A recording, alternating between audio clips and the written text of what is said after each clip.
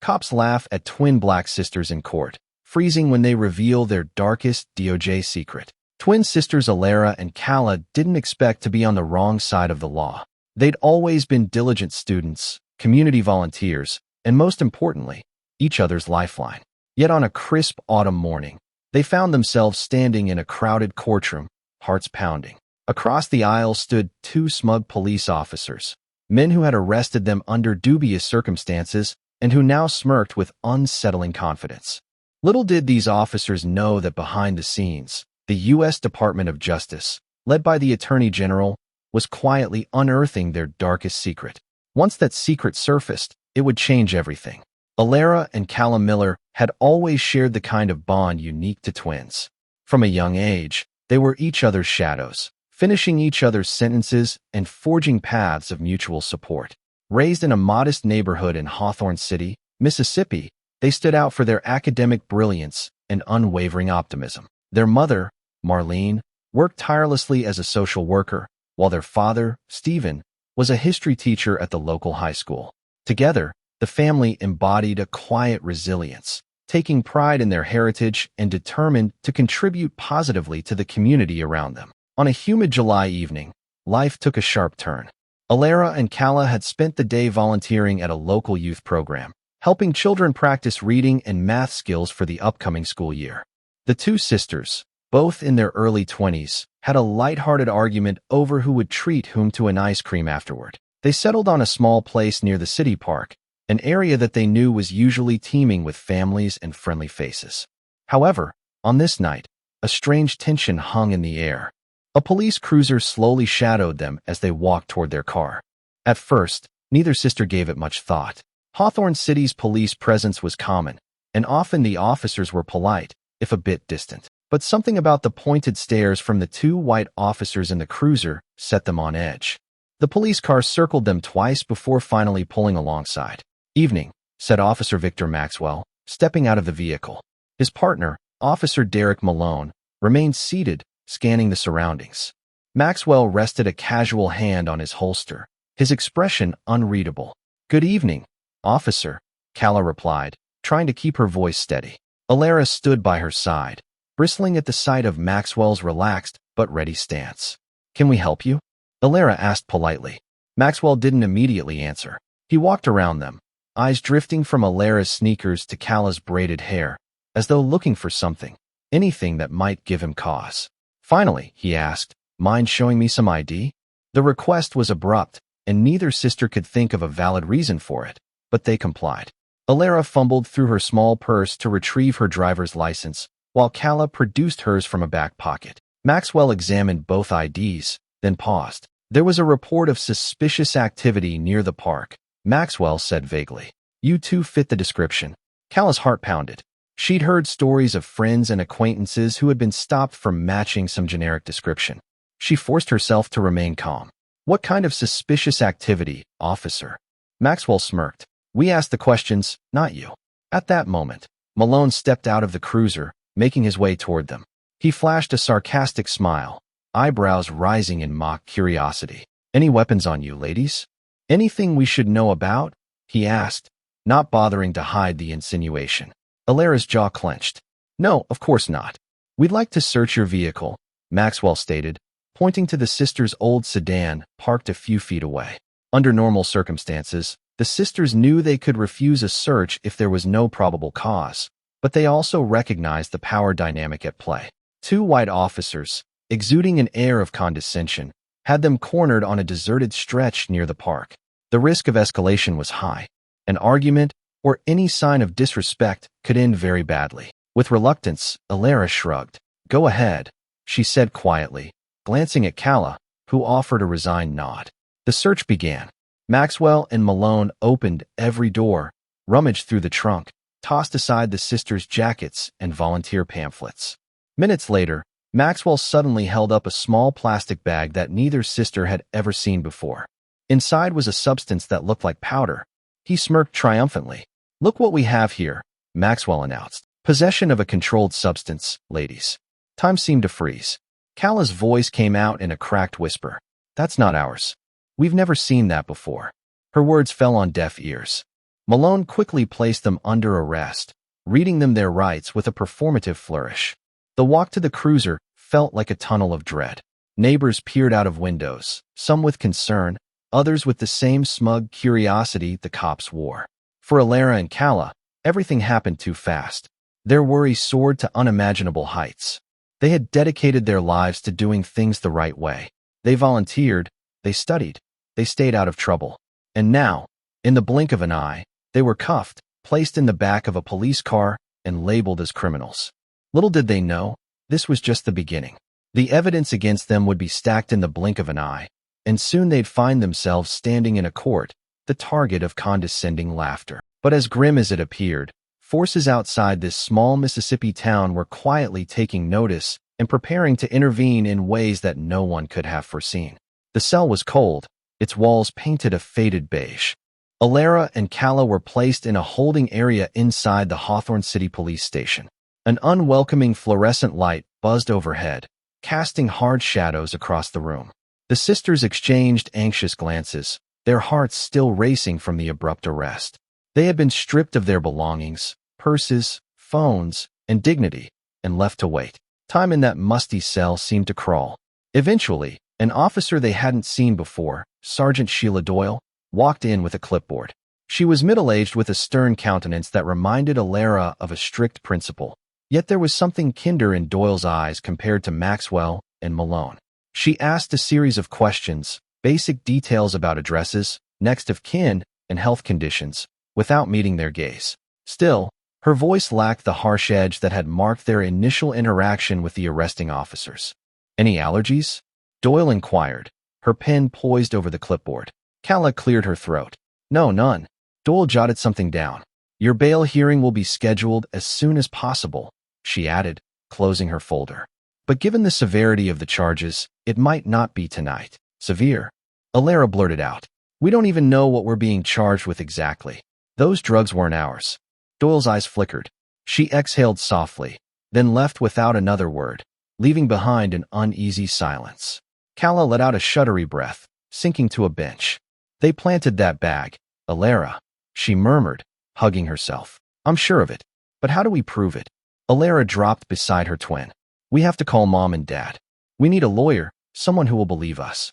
This can't hold up in court, can it?" But anxiety churned in her stomach. She knew that in many small towns, the justice system could be anything but just. They had heard horror stories of young black people being railroaded by falsified evidence or coerced confessions. Now that haunting possibility was their reality. Hours dragged by. Eventually, an officer came to escort them one by one to separate interrogation rooms. Alara's turn came first. A table and 2 chairs stood in the middle of a tiny room with drab walls and a single overhead light. Seated on the opposite side of the table was Officer Maxwell, a tight-lipped smirk on his face. He gestured for Alara to sit, then propped himself up, crossing his arms. "So, Alara, you want to tell me where you got that little stash in your trunk?" Alara tried to steady her breathing. "I told you it's not mine. We were volunteering tonight." Maxwell waved a dismissive hand. "Right? You two are squeaky clean, good girls. That's what they all say. But I have a job to do, see. We got an anonymous tip earlier about 2 women seen around the park looking like they were dealing. And now I find drugs in your trunk. How am I supposed to ignore that?" Heat rushed to Alara's face. She leaned forward, voice quivering. "I don't care what tip you got. It's a lie. We've never dealt drugs in our lives. We've never even touched them." Maxwell clicked his tongue, feigning disappointment. "You can save the story for court. Unless," he glanced at her with a predatory gleam in his eye, "unless you're willing to cooperate." "Cooperate," she repeated, eyes narrowed. He shrugged. "Tell me who's really behind it, and I might recommend a deal to the district attorney. You give me some bigger fish, maybe could take the heat off you and your sister." His tone was honeyed, calculating. Alara's heart thundered. She knew exactly what he was doing, trying to fabricate a scenario in which they would implicate someone else to get themselves off the hook. But that would be perjury, a lie, and there was no one to implicate. This was all a sham, a setup meant to pad police stats, or maybe something darker. Her voice shook. "I have no idea what you're talking about." Maxwell's face hardened. "So that's how you want to play it? Fine." He stood, grabbed the file on the desk, and walked to the door. "We'll see how well you and your sister like jail when the charges are official." He left Alara alone, her stomach churning with dread. Minutes later, an officer led her back to the holding cell. Kala was returned a few minutes later, eyes watery and red. Neither wanted to speak about what was said, but both feared their next steps. The first sign of hope came just before dawn. Their parents had arrived at the station, accompanied by a local attorney, Maya Davies, a petite woman with close-cropped hair and a fiery demeanor. She demanded that Alara and Kala be given an immediate hearing to argue for bail.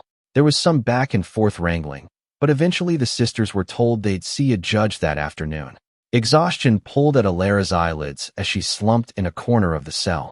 In that moment, she wished desperately that all of this was a nightmare she could wake from. Kala squeezed her hand, their fingers interlocking the way they had when they were small children terrified of thunder. They had no idea that the storm awaiting them was far more destructive than any thunderclap. But if there was any solace, it was in their solidarity and in the knowledge that someone beyond this small, corrupt bubble might be watching.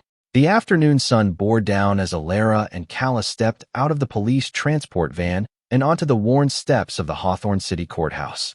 Their wrists were handcuffed in front of them, drawing murmurs from onlookers who recognized the twins from their volunteer work or college honors. The sisters kept their heads high, though each step felt heavy with dread. Inside the courthouse, old fans spun lazily overhead, barely dispersing the stagnant heat. Their attorney, Maya Davies, led the way to a small conference room where their parents waited with anxious eyes and trembling hands. Stephen Miller squeezed his daughter's shoulders, his voice cracking as he reassured them that they'd make it through. Marlene wiped away tears, telling them to keep faith. Maya, the attorney, then quickly ushered them into final preparations, explaining the bail process and cautioning them to remain calm no matter what was said or done. Moments later, they entered the courtroom. Wooden benches creaked under the weight of spectators, reporters, and curious townspeople. The county judge, a stout man named Judge Arthur Crane, presided from an elevated seat. Across the aisle, they saw officers Maxwell and Malone leaning casually against a wall, exchanging whispers and smirks. When Alara and Kala were asked to approach the stand, the hush in the room was palpable. Maya presented a concise argument for granting bail. The twins had strong ties to the community, clean records, and were clearly not flight risks. But then the assistant district attorney stood, reading from a stack of papers that claimed the sisters were found with a significant quantity of a controlled substance and thus posed a risk to public safety. What we have here, the ADA stated, is a case of suspected drug trafficking. The law must respond firmly to protect our community. From the back of the courtroom, Maxwell let out a chuckle, soft but loud enough for Alara to hear. Malone followed with a derisive snort. It was a moment of shared disrespect, an insult that sliced through the already tense air. Alara's cheeks burned. She felt humiliation and outrage surge in her chest. They were laughing at her, at Kala, at the injustice of it all. A wave of anger threatened to overwhelm her, but she remembered Maya's advice: remain calm, remain polite. She took a breath to steady herself. Judge Crane peered over his spectacles. Ms. Davies, does the defense have any rebuttal to these claims of a larger trafficking operation? Maya clasped her hands. Yes, Your Honor. My clients vehemently deny any involvement with narcotics. They have robust evidence of their whereabouts prior to their arrest, documented volunteer hours at the local youth center. We request that the court release them on their own recognizance or set a reasonable bail. The judge paused, tapping his gavel lightly against his desk as if thinking. After a beat, he said, "Bail is granted, though I will set it at a relatively high amount given the seriousness of the charges." He scribbled a figure, high but not unattainable for the Millers after some financial maneuvering. A collective sigh of relief fluttered from Alara, Kala, and their parents. Maya nodded stiffly. "Thank you, Your Honor." But as they turned to leave, the sneering laughter from Maxwell and Malone echoed again. The officers exchanged hushed words, something about rich girls who get what they deserve. Alara's fists clenched. She could see that Kala was equally livid.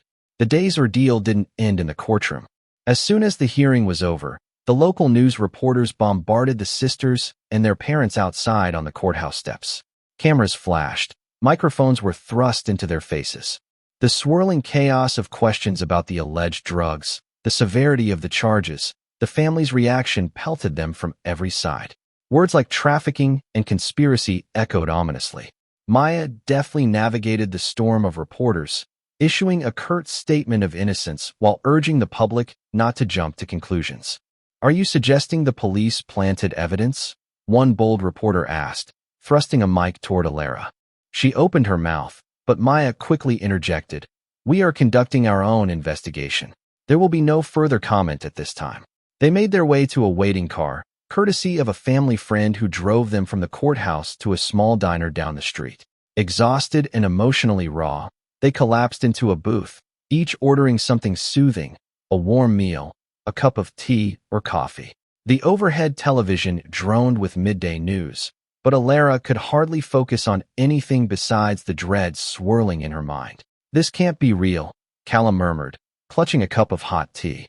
"We were volunteering hours before all of this. I mean, that's proof, right?" Maya nodded. "I'm going to gather every piece of evidence, security footage, testimony from the kids you were tutoring, staff sign-in logs.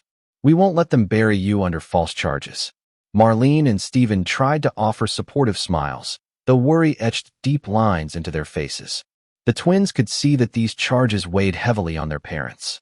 With finances already tight, making bail was a significant strain, and that was just the first hurdle. Legal fees would be another massive burden, not to mention the emotional toll of fighting an unjust accusation. Calla stared out the diner window. A police cruiser drove by slowly, and for a split second, she thought she saw Officer Malone's face in the passenger seat, staring her down. She swallowed hard. "I feel like they're watching us," she whispered. Maya took a quick glance. "Let them watch. We have nothing to hide. They, on the other hand," she paused, choosing her words carefully. "From what I've heard in back channels, there might be an active investigation from the Department of Justice into certain police departments in Mississippi. Corruption, racial profiling, that kind of thing." Stephen leaned forward, eyebrows raised. "Really? Have they specifically mentioned Hawthorne City PD?" "I don't have confirmation," Maya admitted, "but I suspect if they dig deep, these officers, Maxwell and Malone especially, could be on someone's radar." Her words kindled a small spark of hope in the group. If the DOJ was indeed investigating local police misconduct, perhaps Alara and Calla's case would gain federal attention. The sisters exchanged a look. They still felt the sting of being laughed at in court by the very men who had set them up, but maybe their day of reckoning would come sooner than expected. For now, though, the reality was harsh, an arraignment looming, potential felony charges, and a community awash in rumors. The laughter of those cops still rang in their ears, but as they left the diner, walking hand in hand through the late afternoon sunlight, they resolved that no amount of mocking or intimidation would keep the truth buried. Somewhere far above the corrupt machinery of local law enforcement, the wheels of justice had begun to turn, and soon, the sisters hoped, the entire system that allowed those officers to laugh at them in court would be rattled to its core. Over the next few weeks, the Miller household turned into a makeshift legal war room. Files and notes cluttered the dining room table, testimony outlines and phone call logs pinned to a bulletin board. Alara and Calla spent hours with Maya Davies, recounting every detail of their day leading up to the arrest, right down to the flavor of ice cream they'd planned to buy. The thoroughness was exhausting but necessary. Every minute detail could be a key to unraveling the false narrative Maxwell and Malone had woven. Yet for all their diligent preparation, an invisible threat seemed to loom. Friends in the community were divided. Some openly supported the sisters, while others grew distant, fueled by gossip or fear of tangling with the police. One afternoon, an elderly neighbor whispered to Marlene that bad people were asking around about the family, people who flashed badges but didn't seem like real detectives. Another day, Stephen found a crudely typed note taped to his car windshield. "Stop pushing. You don't know who you're dealing with." Despite the fear creeping into their lives, Alara and Calla tried to keep their spirits up. They clung to small routines, jogging together at dawn, cooking dinner with their parents, and volunteering at the youth center again as soon as they were allowed. They needed to show the world, and themselves, that they wouldn't be intimidated. One late evening, as the twins were finishing an online study session, they were both enrolled in community college courses, the family phone rang. Marlene answered in the kitchen, her voice drifting upstairs. A pause, then the audible sound of her letting out a quick gasp. Alara and Calla rushed down to see Marlene holding the phone, tears shimmering in her eyes. "That was someone from the Department of Justice," Marlene explained, her voice trembling with cautious excitement. "They're aware of your case, and they want to meet with you.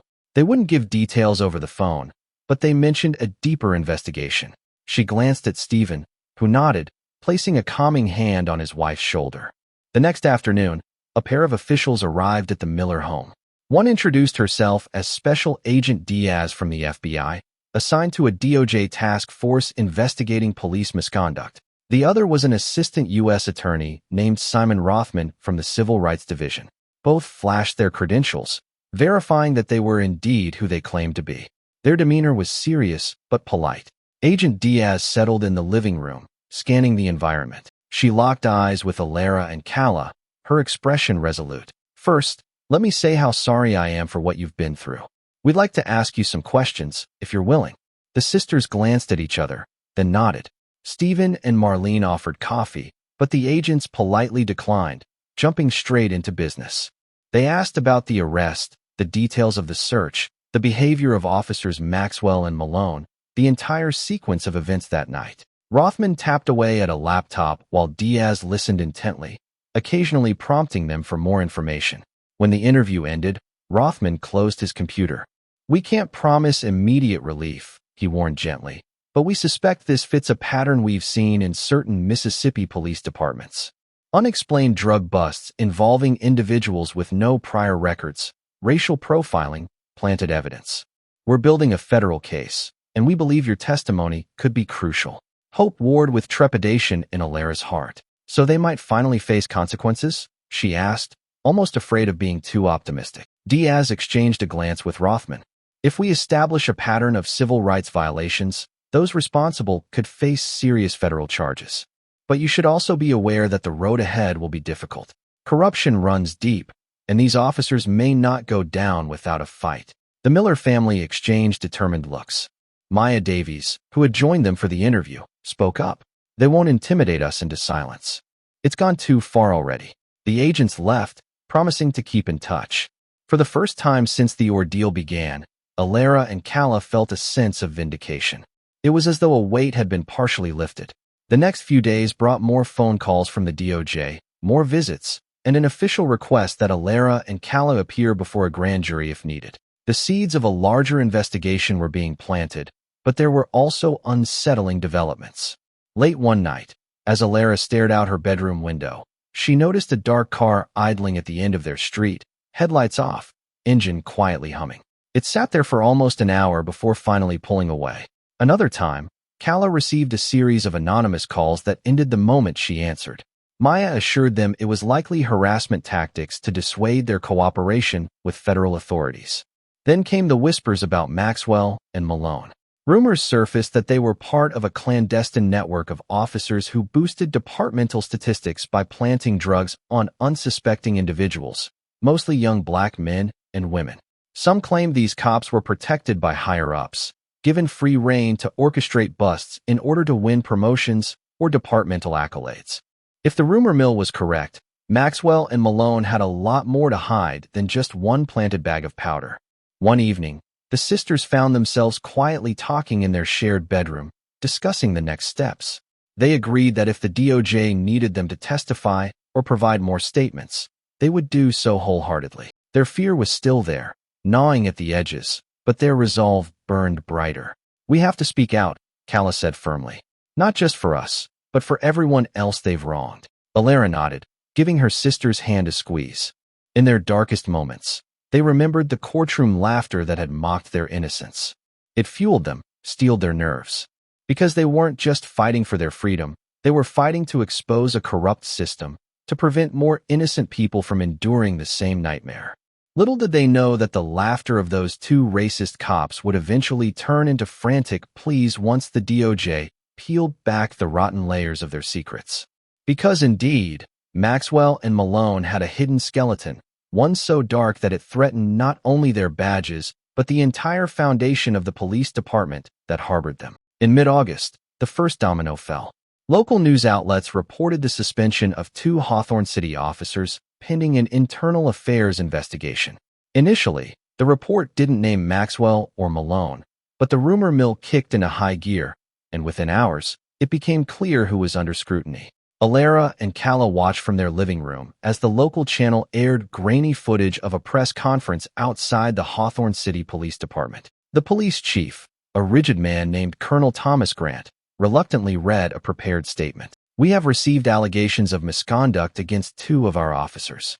While the department will not tolerate any wrongdoing, we ask the public to await the results of the investigation before drawing conclusions."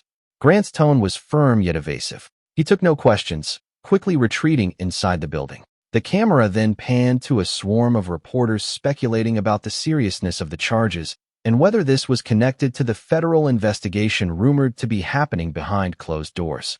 In the Miller home, Maya Davies clutched her phone, scanning calls and messages from contacts in the legal sphere. Each update painted a more damning picture for Maxwell and Malone. "It looks like they've been implicated in planting evidence in at least 3 different arrests," Maya murmured, excitement laced with caution. "If that's true, we're starting to see a clear pattern." A few days later, the Department of Justice made a formal announcement of a broad civil rights investigation into the Hawthorne City PD. Although no names were mentioned, the statement carried weight, citing multiple credible complaints of racial bias, evidence tampering, and potential violations of constitutional rights. The Attorney General himself had signed off on the inquiry. It was a momentous step, a small Mississippi town under the microscope of the highest federal legal authority. Meanwhile, Maxwell and Malone attempted to keep a low profile. They were effectively relieved of their duties, but not fully arrested yet. They were confined to administrative tasks, though it soon became clear the department didn't want them in the building at all. Local radio hosts speculated that the pair had sought legal representation from a high-profile law firm in Jackson. Others whispered that they might try to skip town. As the official scrutiny intensified, so did the odd presence of unknown cars outside the Miller residence. One night, Alara was certain she spotted Maxwell's silhouette in a passing vehicle. Another time, Marlene swore she heard footsteps in the backyard, though no one was found when Stevens searched with a flashlight. Maya, alarmed, suggested installing security cameras. Even more alarming were the stories that began surfacing about Maxwell and Malone's personal lives. A man named Darnell Thompson, who'd worked at a nearby auto shop, approached Maya with a disturbing tale. He claimed that Maxwell had blackmailed him into installing hidden compartments in vehicles to stage drug busts. Another woman, a teacher from a neighboring county, recounted a chilling traffic stop where Malone threatened her with arrest unless she gave him any name of someone involved in drugs. The teacher refused, was briefly detained, and later released without explanation. She hadn't spoken of it out of fear until now.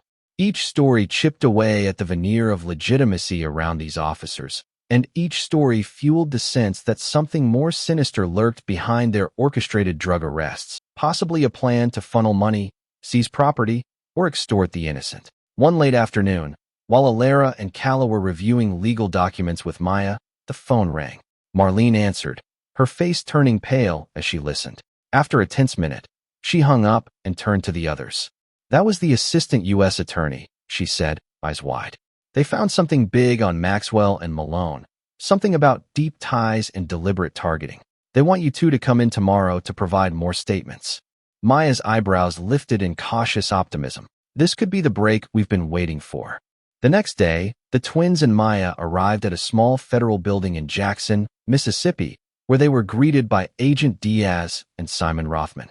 They were escorted to a secure conference room where they found a trove of documents spread across a long table, photos, transcripts, even grainy surveillance images. A sense of gravity filled the space. Rothman pointed to a file. "We've uncovered a pattern in Maxwell and Malone's arrests. Roughly 90% of their major drug busts involve people of color. We cross-checked these arrests with ballistics, forensics, and even financial records. It appears that in numerous cases, the evidence was either inconclusive or outright fabricated." Alara's pulse quickened. They did it so brazenly? How did they think they'd get away with it for so long? Agent Diaz answered, her voice tinged with frustration. "Small-town ecosystems can be insular. A few people in power can protect each other. People who tried to speak up were too scared. But your case, along with others coming forward, has cracked the wall of silence." She flipped through more photos. Maxwell and Malone kept trophies, photos of their so-called busts, receipts of seized assets, text messages bragging about it. They even shared pictures with each other of the people they arrested, often mocking them with racist or demeaning comments. The revelation churned Alera's stomach. She swallowed hard. So what happens next? Rothman exchanged a look with Diaz. We believe we have enough evidence to bring federal civil rights charges against them. But we're aiming for more than just those two. There might be higher-ups complicit in this scheme. We want to make sure we dismantle the entire operation. Maya placed a reassuring hand on Cala's shoulder. That would also greatly strengthen our defense in your case, proving the evidence against you was planted. Agent Diaz nodded. Exactly. And if we can connect the dots back to the night of your arrest, it'll be a nail in the coffin for any charges against you. As they concluded the meeting, hope mingled with a grim awareness of the darkness they were facing. The more the DOJ uncovered, the clearer it became that Maxwell and Malone's wrongdoing spanned years, leaving a trail of shattered lives. Yet the laughter that once haunted Alera and Cala in the courtroom might soon echo back on the perpetrators, multiplied by the weight of federal law. Still, the sisters knew victory wouldn't come without cost. Their public stance made them targets. Each new revelation risked more intimidation, more attempts at retaliation from those who didn't want the truth to come out. But the glimmer of justice, of exoneration, propelled them forward. They left the federal building that day with a renewed sense of purpose. And though they were not yet free of fear, they understood that truth was the most potent antidote to corruption, and that truth was on their side, growing stronger with every domino that fell, every secret revealed. Amid the swirling revelations, Alera and Cala tried to maintain a semblance of normalcy, attending online classes, helping around the house, and volunteering at the youth center. Yet their lives had become uncomfortably public, with journalists occasionally knocking on their doors seeking exclusive interviews. Maya advised them to keep media interactions limited, lest they say something that could be twisted or used against them. However, one evening, a surprising visitor came calling at the Miller home. It was a man in his late 30s, dressed in a wrinkled suit, hair slightly disheveled. He introduced himself as Samuel "Sam" Reagan, a reporter from the Clarion Ledger, one of Mississippi's larger newspapers based in Jackson. I've been digging into police corruption in Hawthorne City for months, he explained, standing on the porch while the sisters and their parents listened wearily. I have records, court transcripts, depositions, internal memos that paint a very grim picture of Maxwell and Malone. I think your story might be the key to blowing this wide open. But I need your help. Alera and Cala exchanged uncertain glances. Before they could respond, Marlene stepped in. We have legal counsel, she said politely but firmly. We can't just give out statements on the porch. Sam nodded, an air of understanding about him. He slipped a business card from his pocket. I get it. I'm not here to ambush you. Please just pass my card to your lawyer. If there's any information you can share, on or off the record, I believe it could make a difference. The card read Samuel Reagan, investigative journalist, with contact details beneath. Marlene took it cautiously. After he left, they gathered in the living room, uncertain about the risk. Maya, when informed, suggested caution. Journalistic integrity varied, and one wrong quote could spark legal complications. Still, Reagan's mention of internal memos intrigued her, especially if it corroborated the DOJ's findings. While the twins weighed the pros and cons of speaking with the press, old memories began resurfacing. Days later, a knock at the door revealed another unexpected face, Paula Hayes, a childhood friend of Alera and Cala who had moved away after high school. She entered the living room timidly, her posture tense. I came as soon as I heard, she said. I have something to tell you. Paula explained that years ago, her cousin Darius had been arrested by Maxwell and Malone under similarly dubious circumstances, accused of drug possession.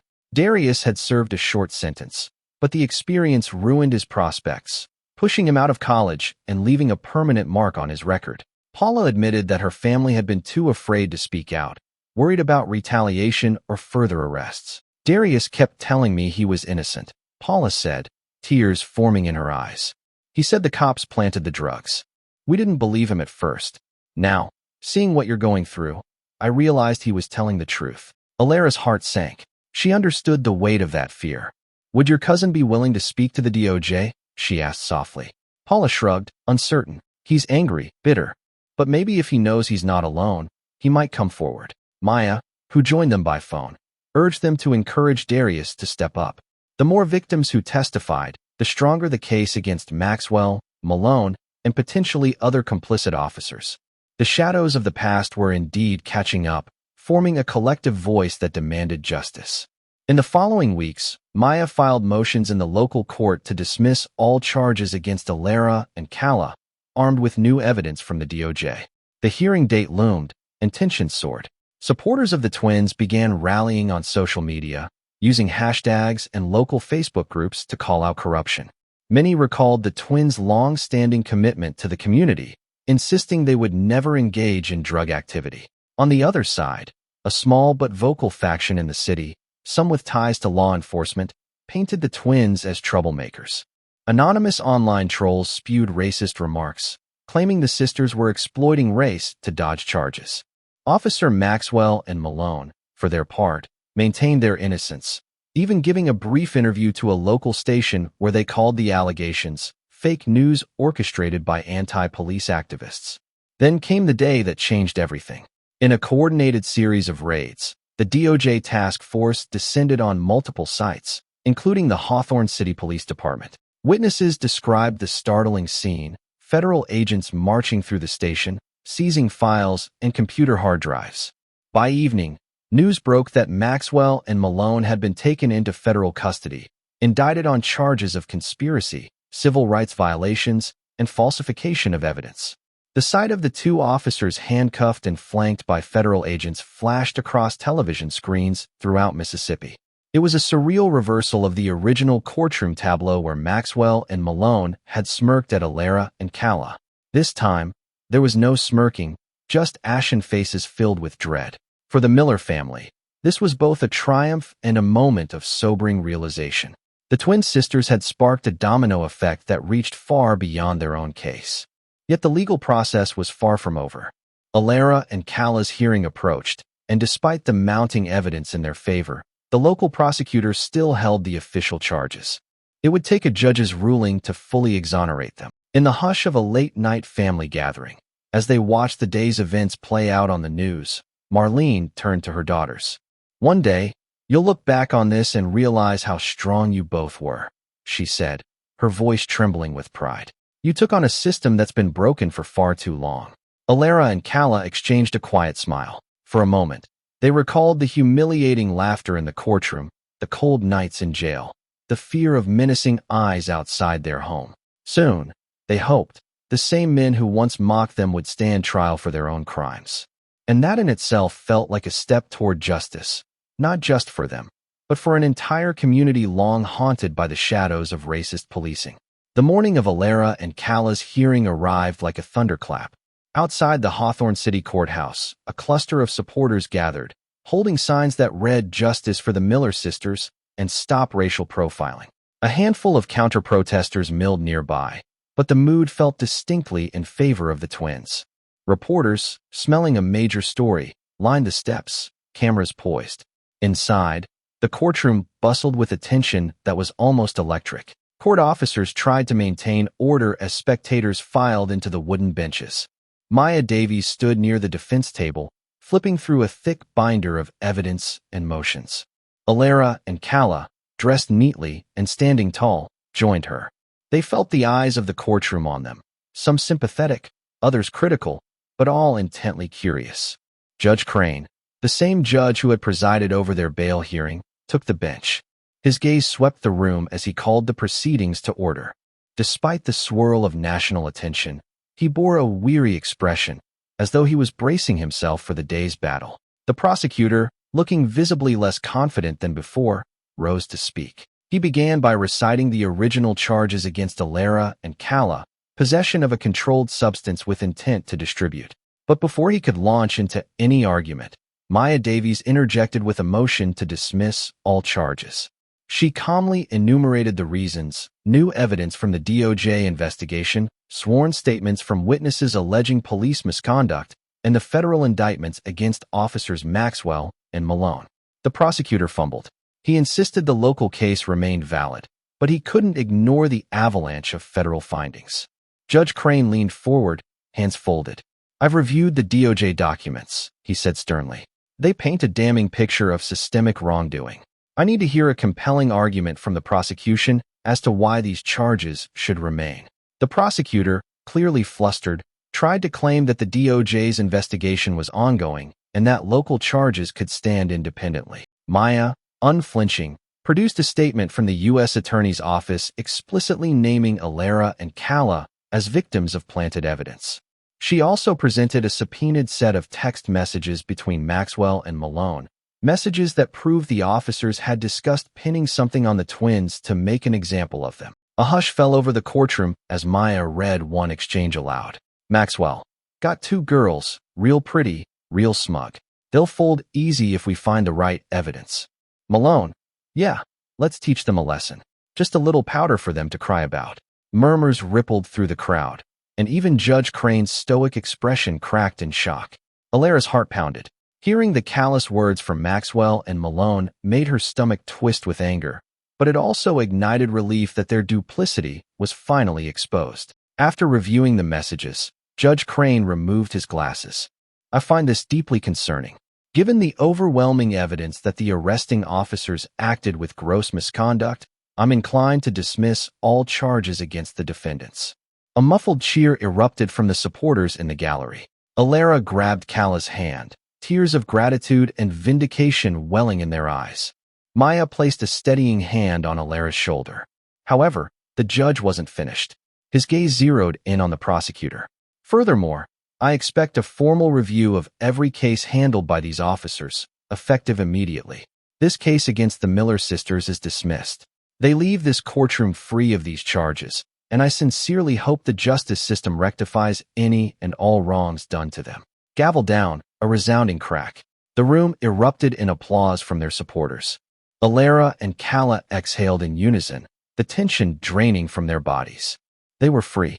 In that moment, the memory of the courtroom laughter all those weeks ago transformed into a testament of their resilience and the power of truth. Outside, a wave of journalists surged toward them. Cameras flashed, microphones extended. Maya quickly guided the sisters to a small podium set up by a local activist group. Alera, heart still hammering, steadied herself at the microphone. Today's dismissal is a relief, she began, voice shaking slightly. But we're not just here to celebrate our victory. We're here to call attention to everyone who has been wronged by a system that allowed 2 corrupt officers to plant evidence and destroy lives. This is not the end. It's just the beginning of a much larger fight for accountability. Kala stepped forward.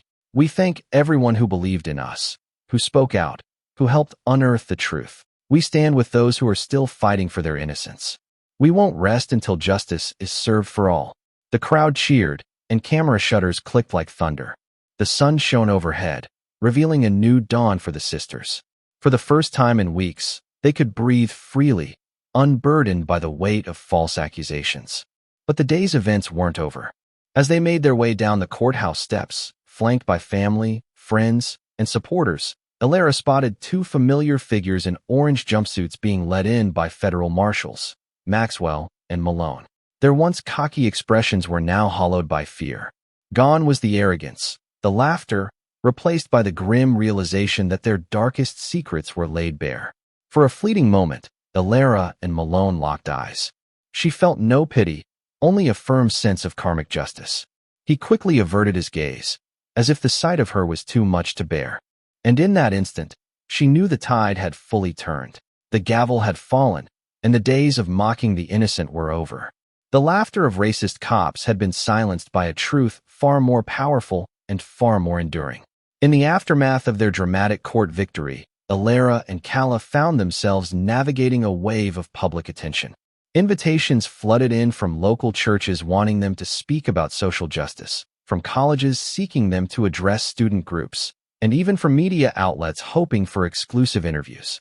Initially overwhelmed, they quickly realized that their story had touched a nerve in the broader conversation about policing and racism in America. While the sisters felt a responsibility to use their newfound platform wisely, they also yearned for the simple joys of normal life. Free from bail restrictions, they could attend classes in person and return to volunteering at the youth center without the constant specter of possible incarceration looming over them. Their mother, Marlene, no longer woke in the middle of the night with tears-streaked cheeks. and their father, Stephen, could talk about future plans like attending the twins' graduation and taking a family vacation they'd long postponed.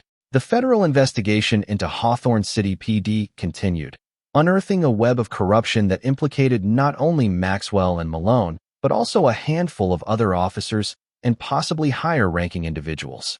Whispers circulated about a new departmental leadership taking shape, overseen by a federal monitor to ensure reforms.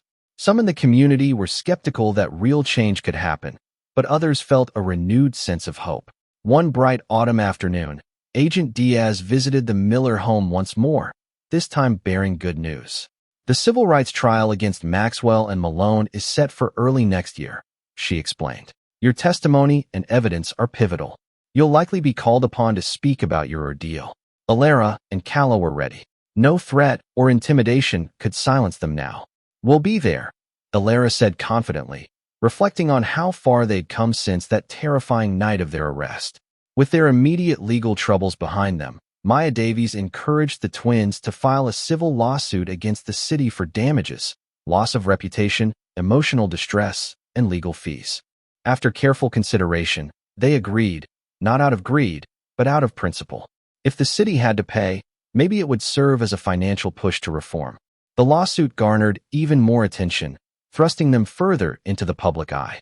And so, on a crisp November evening, the family held a small gathering in their backyard to celebrate, a sort of freedom party. Close friends, neighbors, and new allies arrived, sharing potluck dishes and warm hugs.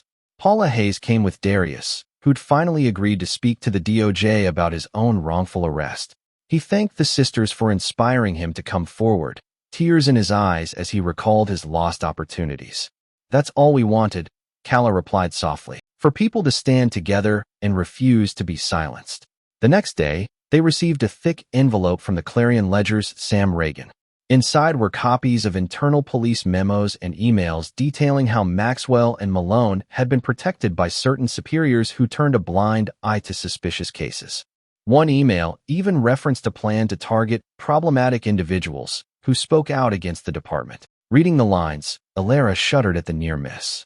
Had they not fought back, they might have become just another statistic buried under false charges. Their story was gaining national traction. A well-known civil rights activist from Jackson visited them, offering moral support and a platform to speak on a larger stage. Alara and Calla agreed to appear at a panel discussion on systemic racism and policing.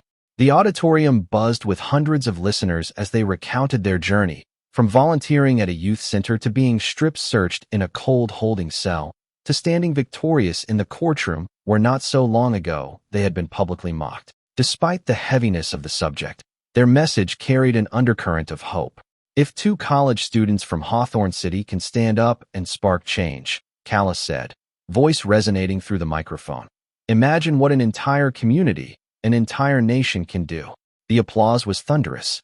Flashbulbs captured their earnest faces, and social media lit up with praise for the twins' resilience and courage.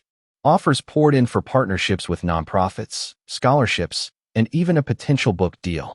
But at the core, Alara and Calla simply wanted justice, not fame. They vowed to channel any influence or support they received into uplifting others who still struggled under the weight of unjust accusations. Weeks turned into months, and the daily anxiety that once consumed them now transformed into purposeful action. Their civil case made steady progress, with settlement talks beginning to percolate.